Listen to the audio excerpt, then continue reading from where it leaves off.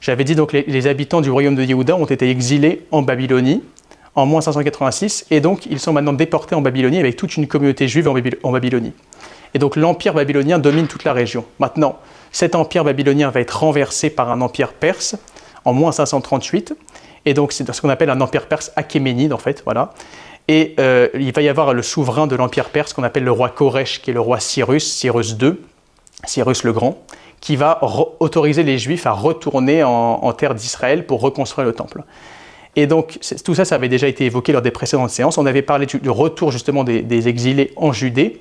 Et justement, le fait que la Judée n'est plus un royaume indépendant, mais maintenant c'est une province qui est sous domination perse. Alors on appelle ça Yehud Mezinta, c'est une expression en araméen qui figure dans le livre d'Ezra.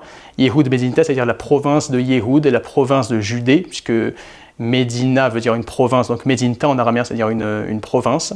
Également Médina, Mezinta.